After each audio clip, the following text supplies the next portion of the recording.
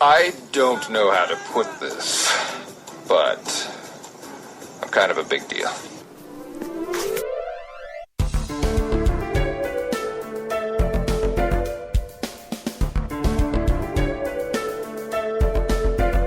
Dr. Bones, listening to Dr. Bones. And now it's time for another episode of Blogger's Corner with Britt. Hi, I'm Britt from eclecticpop.com, and welcome to a new episode of Blogger's Corner. Of course, the eponymous man himself, Dr. Bones, with us. How are you, Dr. Bones? Oh, very well, thank you. Just happy it's the weekend. How about yourself? Happy it's the weekend. Well, happy Friday, everybody. So, first off, normally we'd hop into witches, but since we both haven't seen it, for some, we'll call it unforeseen circumstances, i.e. my DVR is a piece of crap and didn't record like the way it's supposed to, and I just haven't had a chance to watch it otherwise. So, what we are going to get into is we're going to get into Teen Wolf, so I'll let you start that out, and then I will put my 2 cents in. Okay, great. Well, this week, the revelation about who was behind Meredith's whole scheme kind of came out, and it was none other than Peter, who is Derek's uncle, which is weird because they're about the same age. But anyway, that always threw me out. But he was revealed, it turned out that he was the one I guess you'd say telepathically was communicating with Meredith while he was in his coma because of his burns, because this all like leads back to season 1 and the fact that, well, before the show even started out, there had been a fire which the Hale family had been lost some members in, and Peter was one of the victims of that. So he was in a medically induced coma, recovering from his injuries, and apparently very much scheming his revenge in his unconscious state. And he had not even realized he was the one who had started this whole thing out, apparently. And so now he's working with Kate, and he is in fact the benefactor, and he was using his own money. So he actually stole from his own self, which was pretty kind of ironic. Well, it couldn't happen to a better douche, so. That's true. He is fun to watch, so. Well, obviously, he's evil, right? So to speak. So, no, he plays it, he does play it very well. And it was quite the show when they finally figured it out and kind of showing the backlash, like when she touched him, when Peter touched Meredith to kind of read her thoughts and see her images, and then, of course, Stiles' dad wanted to separate them. They're like, no, you can't because it killed them both, and so they kind of made like really intense and saying all this stuff. Like, wow, I wasn't expecting that. And the fact that they figured out that it wasn't the record, it was like apparently it was pretty easy drywall where they found the machine that was running the death pool. So apparently really easy to break through. So. Yeah, that was. And that was, I kind of didn't see that coming, but obviously I think Stiles and them should have probably been listening to the walls a little sooner, but hey, I totally understand, distracted with other things. But it was cool to see him and Malia, I don't know, I hear people on the show pronounce it different ways, but anyway, his girlfriend, him got together, and so they were solving this mystery together, which was pretty cool. Yeah, you know what? I mean, it's a good thing they worked together to find the key, and the key obviously to shut this death pool down, which kind of, I don't know, kind of, not cheesy is not the word, but I just think like all it took was this one key to shut everything down. It kind of doesn't make a lot of sense, but what are you gonna do? But I think one thing that was funny thing is when Malia and Stiles are locked in the hospital room, I'm pretty sure that Scott's mother did that on purpose. I think she did too. Because I mean, remember too, right? That Stiles doesn't really have a mother, so Scott's mother kind of plays a mother role with him here and there. Exactly. And she's probably thinking, well, you guys need to get back together, so I'm going to put you both in there and lock the door. Very cool mom intervention. Yeah, exactly. So I mean that was like I guess like a fun little thing. I mean, you're gonna in shows like this, you're gonna have your kind of cheesy romantic drama and whatever. I mean, that's obviously usually what turns me off from these shows, but there's not too much I can get by it. And just the fact that Kira came back. Yeah. Like just in time, to save those two, and now it looks like they're pretty much developing Scott's pack because he's going to need a pack. So it looks like, these people will eventually become like his pack. Yeah, which is really cool, and I'm excited to see where that goes, because one of the things that kind of came out in this episode was that Meredith mentioned that Peter was the true alpha, and this just continued ever since when we had the villain from the first season.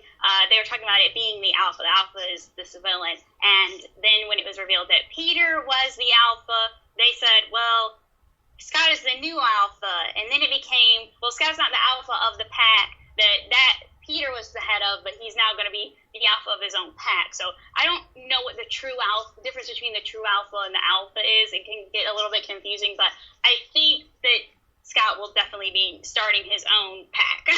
Yeah, you know what? I don't know what the difference is either, but it would make sense, right? Because obviously they're gathering all these people together, and now they got some numbers here, and all of a sudden, you know, there's all these people, so why wouldn't they be his patch? And now kind of Liam kind of fighting with, like, how do you guys help these people all the time? Because remember, initially he's going to take him with him. He's like, no, I'll just take you home. He's like, I don't know how you do because I'm not like you. Like, he's like, no, don't worry, it'll come. Yeah, that was very interesting. It was nice to finally talk a little bit about Allison again, who died last season, and kind of, because it feels like the story moves so fast, you kind of forget about the people who, quote-unquote, fallen heroes. But one of the things I found interesting in that exchange was how Liam pretty much complimented himself. He's like, don't worry, I'm going to be able to get it. I'm awesome. I've got the speed. I'm amazing. I just don't know how you guys are still alive. I was like, well, way to humble brag. Yeah. But you know the thing, actually, you know what? The thing I noticed, too, is when they're in that huge battle royale before Styles and Malia shut the key off and shut the death pool down, was, you know, there all those people, well, basically the guns that were blazing, right? And yeah. If you notice, at one point, Scott turned a lot more than he normally did. Oh yeah, that's right. Did you notice that part? Like when he really started turning almost full on to the point where I wasn't sure if they're going to let him go and not be able to control it. Yeah, I did notice that. It was like he was going feral. That's right, exactly. I didn't know the word for it, but thank you.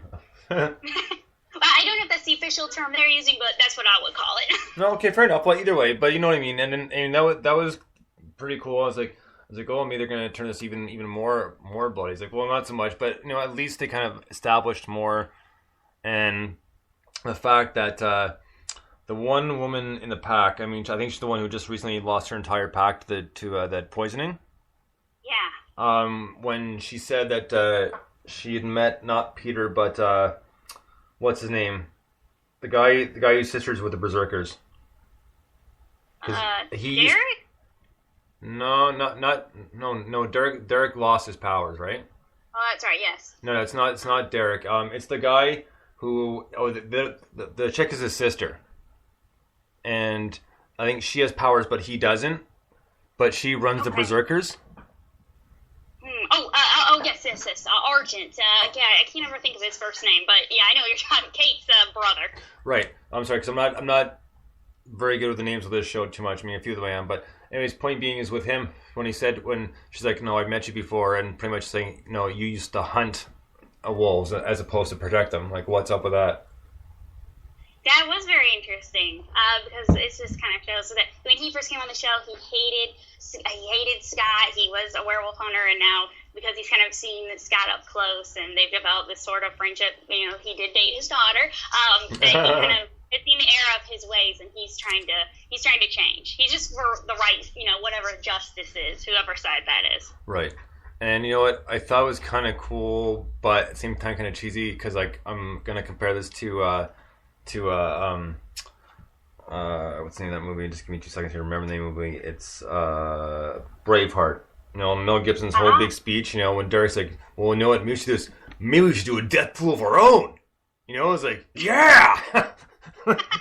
So you know that sort of kind of like, you know, like almost like pep talk, but they say like, "Oh no, it's not such a good idea, really." But I know, and then it was so cliche because then she did the barrel of the gun, and she made the gun click. I was like, okay, yeah, we need business. Yeah, exactly. You know, so it was like I said, it was kind of cheesy, but that's what it kind of reminded me of, is that sort of speech, you know, and people are going to be forever comparing to that speech, at least just more or less because of its intensity and pretty much the fact that, you know, it kind of get everybody hyped up. It's just just that one speech that gets everybody hyped up, no matter what it's for. You know, like it could be just trying to go into work and you gotta kind of hype yourself up and psych yourself up. Am I gonna do this? Yes, I'm doing it. Why? Because I'm already doing it. That is a good speech. You know, sort of thing. Hate my job, but I gotta be. So, I mean, right? Well, I mean, you know, there's some mornings, you know, like, and obviously it's not just myself, where you go into your 9 to 5 job. It's like, I like it, but sometimes, man, I just don't want to be here just because. Oh, you know, like every once in a while, you know, you hit those little patches where it more or less is when you need a break, you know, because it's not just your body telling you need a break, but just like, you know, you're just thinking way too much into things, and you're just getting overstressed and stuff you wouldn't normally stress about because it's not really it's not necessary. It's like it's not something that it's going to affect what you do. Exactly, like a burnout. Right. So there are times like that, and you know there's some times where, you know, I kind of feel like that, like it just, like, you know, I mean, also I start very early in the morning, but going to work, it's like you know, 2 more days, you know, 5 more hours, you know, like it's like, you know, I like this job, but sometimes it just drives me nuts, and like, and then you know what can make it obviously a little bit more irritating is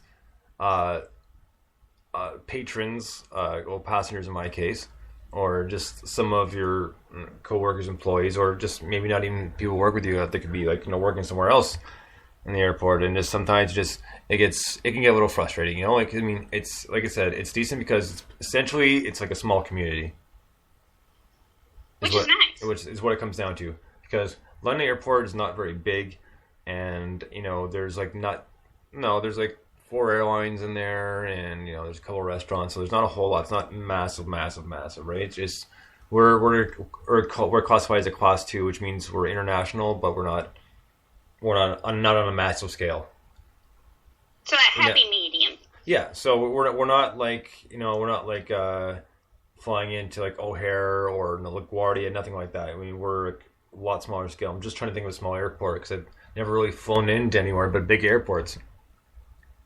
That's a good point. At least I don't know any small airports that you would know. Put it that way. Okay. Because I can't think of any small U.S. airports I've actually flown into, because all of them have been the bigger ones, like just like, you know, 2-3 terminals, and you know, because I've flown in and out of Detroit.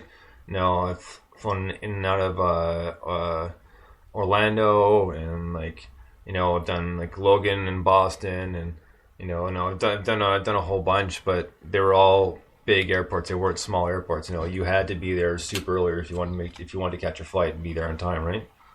Exactly. So, but yeah, but it's and not so much, you know, pretty much, you know, you go from ours going to let's say we'll say LaGuardia, pretty much be going from a community to a small city.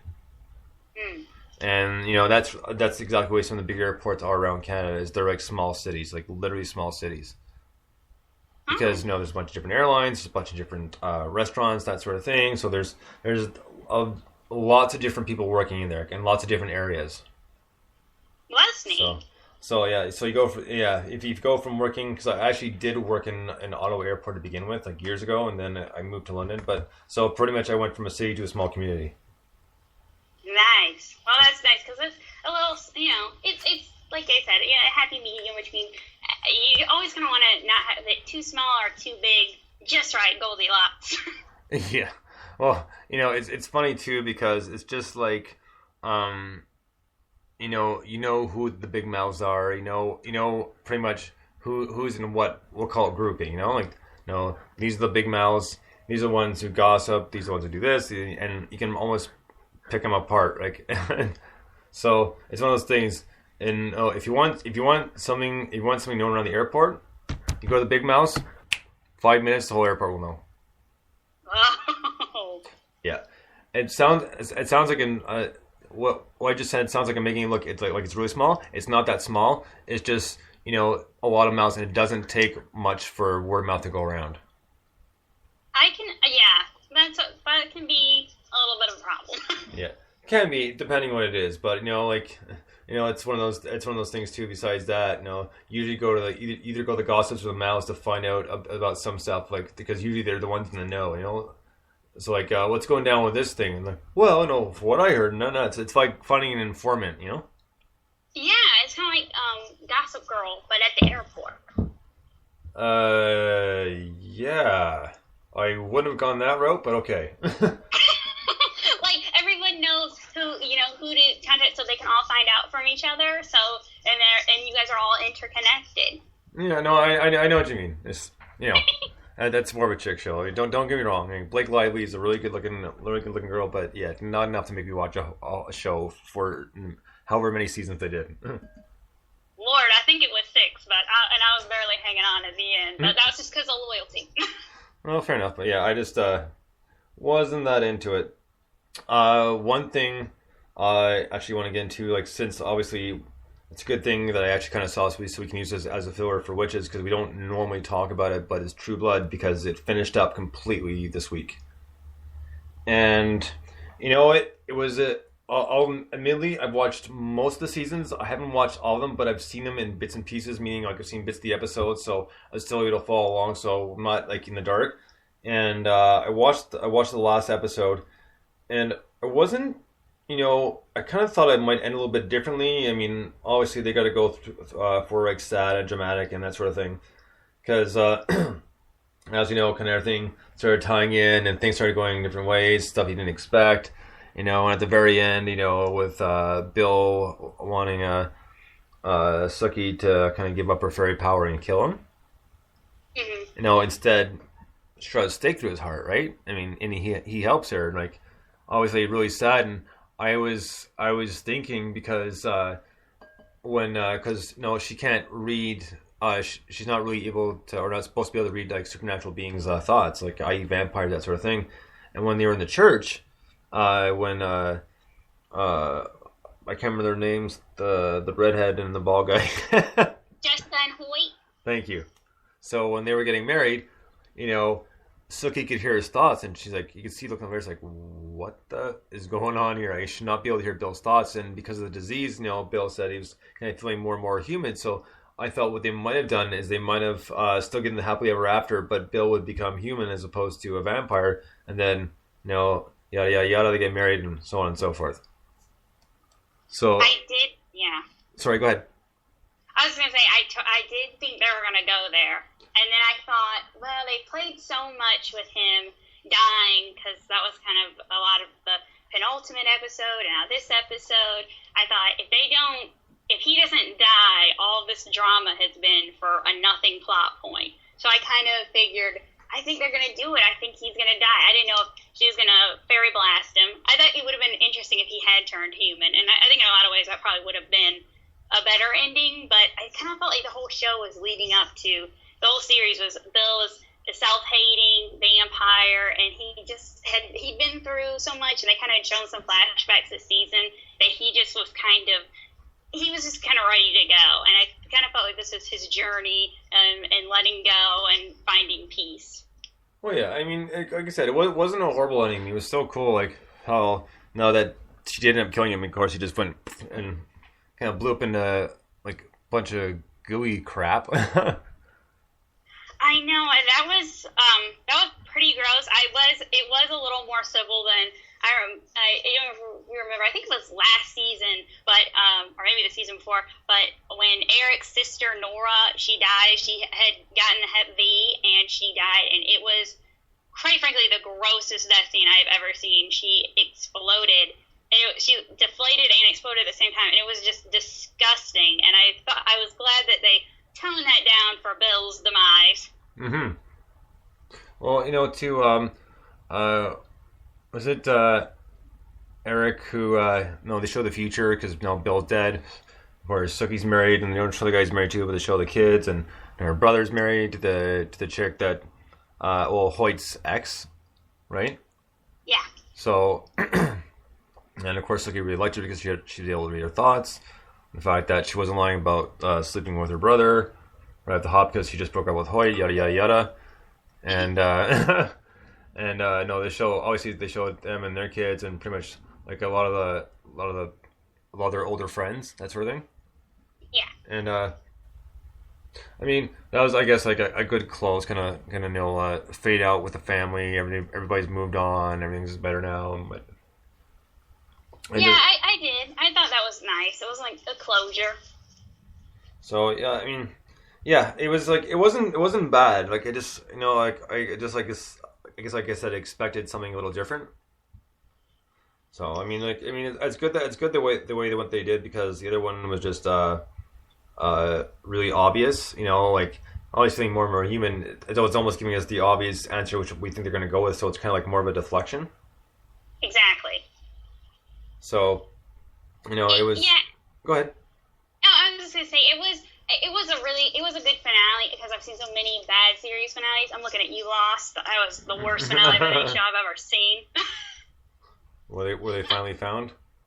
No, they were not found. They were in. I know people probably debate this, what it actually was, but my interpretation of many people who watched was that they were in purgatory. They were dead when they hit the island, and basically they were just trying to find peace, and they were in purgatory. And then at the end of the show, everyone goes to heaven, or not like heaven, but to an afterlife. So the whole time was they were dead, and that's pretty much the gist of it. Then everyone had lied and said, well, the producers had said, no, they're alive. They're alive on the island. This monster, the smoke monster, is real.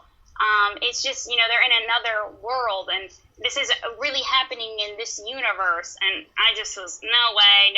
And then sure enough, they're all dead.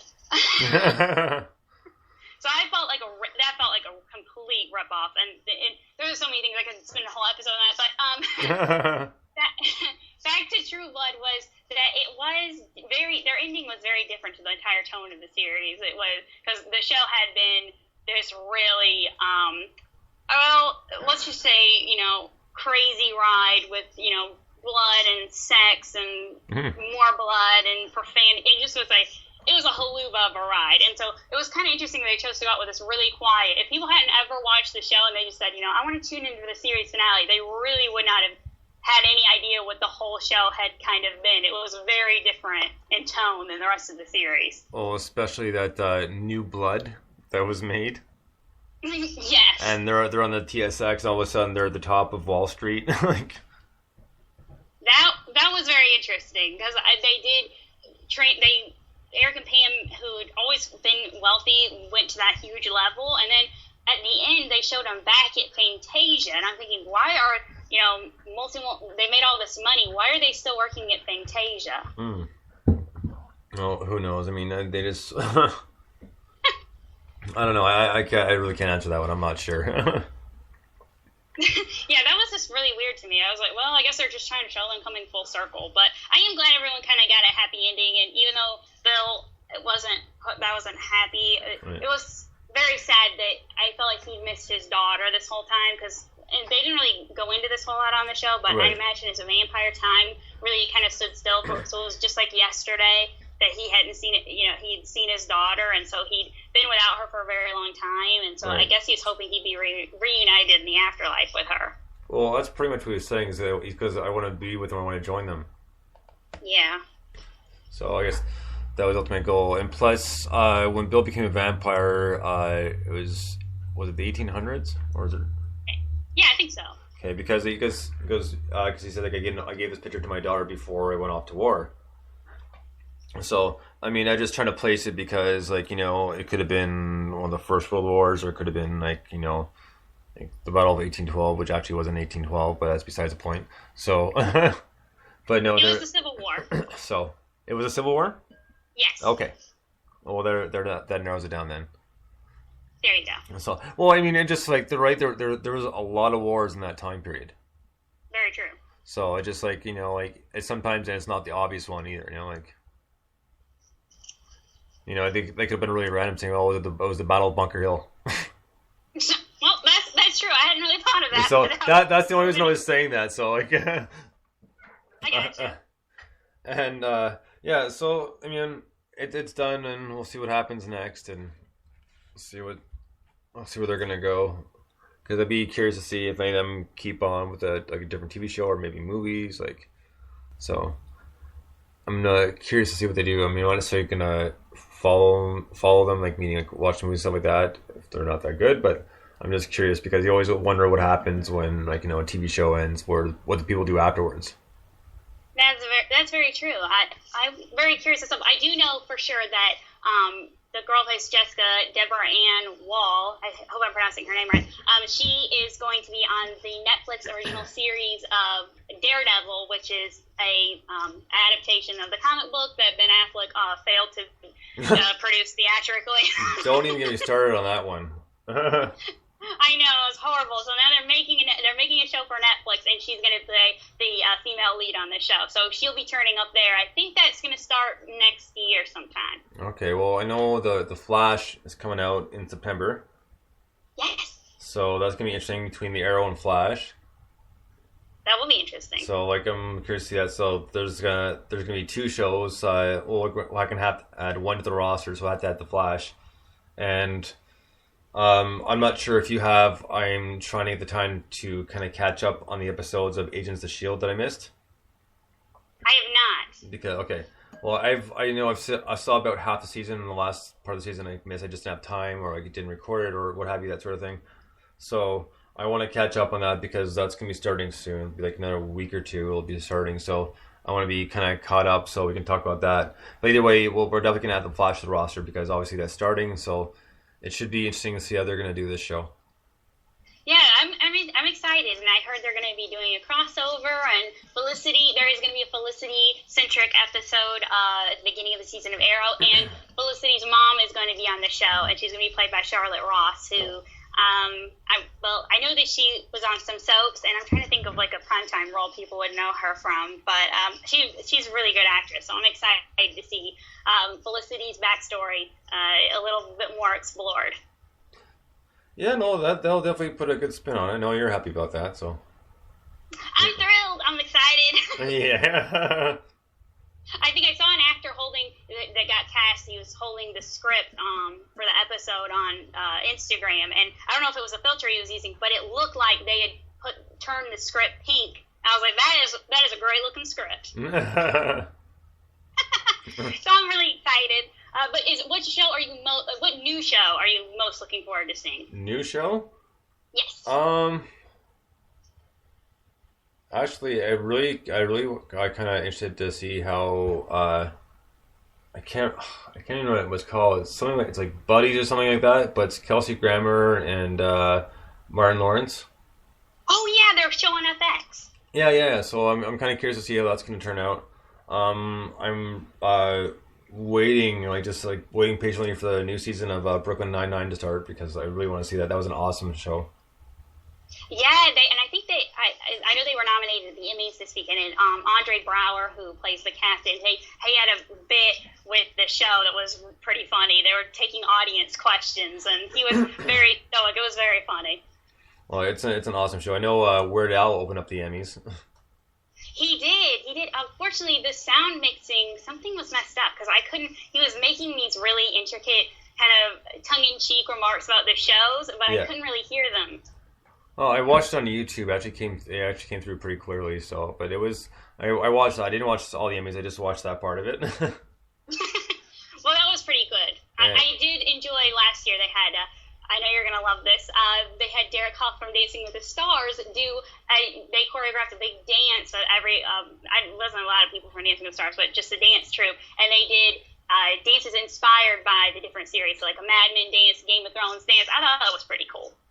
Well, yeah, I guess. I know you missed it, so I'll try to pull it up off YouTube for you. Oh, fantastic. So, the VMAs went on as well. I mean, I didn't watch them because I didn't really care that much, and apparently I was just kind of glancing through some articles and said that it lost 18% of its viewers from last year, that it wasn't as good as years past, and blah blah. But it did boost some record sales for some people, like Beyonce and I think like Maroon 5 and stuff like that. I was like, oh, great. So, yeah, like I just was that really necessary to make an article of? Because it was really that boring. Yeah, no one one twerked on, Miley did a Miley Cyrus, so it was tame. I did think Taylor Swift did amazing. She did her first live performance of Shake It Off, which was pretty cool. And Sam Smith performed his breakout hit, Stay With Me. That was pretty cool, but I missed the choir. He did it without the choir, and that was one of the things that really makes that track so good. Okay, well, fair enough. Yeah, like I said, I just more and more, I'm just not into a lot of commercial music just because it bores me, or it's the same routine stuff over. So it's like these award shows, I mean, sometimes I'll maybe watch a few minutes like here and there, but it's just not something like I really have attention for anymore, just because I just don't find it as interesting. I mean, the time when I thought it was interesting and it was good for me was like in the like middle 90s, so like kind of pretty much right in the grunge era. So because they had all the bands obviously I wanted to see and that sort of thing, so it made it a little bit more interesting. And there was I remember one year, the year I watched Nirvana played on, I think it was like 93, Dana Carvey hosted it. Oh. And because Wayne's World had just come out too, eh? Right. So he came on as Garth, and he did George Bush Senior, and they had U2 live via satellite. And since Dana Carvey can play drums, U2 played their song "The Real Thing" off their album "Octoon Baby," and Dana Carvey played on drum set along with their drummer throughout the song. Whoa! Yeah. No, Dana Carvey's a really good drummer, so he's been doing it for years and years and years and years. So everybody was kind of there were a lot of people were thinking, especially me, is like thinking like, well, what if they're gonna do a little drum solo, not necessarily with a band, but they're gonna have him play drums at some point, or if he's gonna do something. So, and they did that, and it turned out very well. Wow, that's very cool. I had no idea he was a drummer. Yeah. Well, I don't think. Well, when he did Church Lady, he played the drums a few times. There's one time actually, Danny DeVito was a special guest, and they were singing a Christmas song, and Danny DeVito was playing Dana Carvey was playing drums, and it was pretty funny. He's been like that for a while. I can't remember. I'm blanking right now if he played drums in Wayne's World, and I think he might have. Oh, cool. Oh, yeah, I think he did. Yeah, 'cause he played in the music store at one point. Oh, okay. I always thought that was like dubbed by someone. No, that was actually him. So. That's awesome. Yeah. So there's a little fun fact. Dana Carvey's a wicked drummer. Woo! Pretty cool. And the other thing before I get to your blogs is I was looking the other day, and you can find like a lot of like funny pictures, and I guess you can say informative pictures as well. And one of the ones I saw, and I was shocked, and I got something to kind of connect to this. But for what it was is this first one, I won't tell you what band it is yet. So they show a picture of the band, and the writing over their picture says, this band was voted one of the worst bands of the 90s by Rolling Stone readers. You want to take a guess? You want to take a guess who they thought was one of the worst? Nirvana? You're actually right on the money. Oh, no way! Yeah, right on the money. That was really good. Yeah, I was like, are you kidding me? How could they possibly say that? Isn't that crazy? And now in their magazine they talk really great, but then they posted that back in the day. Yeah, exactly. It's like oh wow, I was shocked to see that one. And the other one, I don't remember the director's name, but he directed American Psycho. Okay, Mary Herron? I think that's his name. Like, I wish I had the picture in front of me, but on his is apparently he was trying to text a dealer for Coke, but instead he tweeted it. Ooh. Yeah, and needless to say, there's a lot of followers that saw that tweet. They didn't say exactly what the tweet said, but you can just imagine. How did someone make that mistake? I had no idea, but yeah, that struck me as pretty funny. I started laughing. I thought that was hilarious. So that is interesting. I think the director, she used to be a music journalist, so she was back in the day at all these clubs. I mean, they made a movie about it. Man, I can't think of what it's called. It was a club in New York. They played, they had a bunch of the punk rock movement when they're, God, I cannot think of what it's called. BCBG? Okay, I don't think I've ever heard of that, but okay. Or it's CGBG, I think. I'm not sure. But it was a cool movie, but I think that she was a journalist there at the time. So she's partied pretty hard. It's interesting to hear that she's still at it. So yeah, that was pretty funny. So on that note, what I was proposing, and this is for both of us, I just got to think of what we can use as we'll call reward, and this is for all our listeners right now, is every maybe other week or maybe once a month we'll play a game called, we can either do Don't Stump Brent or Don't Stump Bones, and what we'll do is we'll have certain categories they can pick from, and then they gotta try and stump you. If they can't, next person. So if they do stump you, or they stump me, who are the questions going to, because they can take their pick. I'm not sure what yet, but maybe we'll find some sort of reward or something like that. I'm not sure exactly what yet, so I think it might be a good idea. So this is just in its starting phases, so we're not ready to do it quite yet, because the idea just came to me earlier today. But I think it'll be interesting. So once we have it more figured out, then we'll let everybody know. And I think it should be a lot of fun. I think it'll be a lot of fun. Yes, I love games. I'm very excited. So, and we'll be working. We'll have a buzzer the whole thing, and maybe we'll make up some fun rules to go with it as well. That would be awesome. I'm such as I think there should be one where a rule where, let's say if the question is too ridiculous, then you got to start talking in third person to save yourself. If you don't start talking in third person, then we'll go to the next person. Okay. So I'm gonna make it fun. You're like, oh no, Bones is sorry. Bones did not mean to do that. That would be very funny. I think. So it just this is more or less to have fun. I mean, so that's the end goal. Is as long as everybody's having fun with it, we can start and continue on doing it. So we'll try to set that up. We'll say maybe 2-3 weeks from now to give us a bit of time to kind of put ideas together and kind of narrow down the categories. Yeah. So so that's what I was thinking of, and I think that'd be a great idea. So we'll see what we can do to work that out. So on that note, let's get into your blogs. Okay, sure. Well, first I had earlier this week just 8 takeaways from this week's Emmys. We just talked a little bit about them, so we won't retread the subject too much, but just basically Breaking Bad dominated again. This will be their last year to qualify for any more Emmys, so it will be off to the Emmys to decide which new show dominates the category for another 5 years. I mean, seriously, it's like voting in a elected official. When they have these shows, they just dominate for as long as they're on the air. I'm very sick of that. So hopefully, I mean, I really think they should be spreading the love, quote unquote, a little more.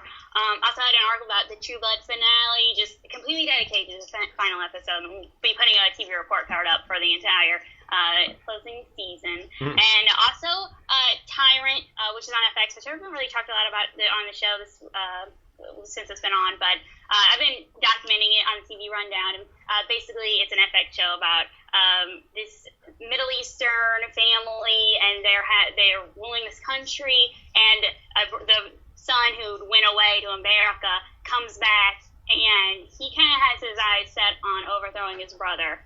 And the question kind of becomes, who is the tyrant? It ended its run, I think it was 10 episodes this week. I'm hoping for another second season, but apparently the ratings are kind of iffy at this point. But it was just such a solid drama, and it was led by a cast of relative unknowns, but they knocked it out of the park.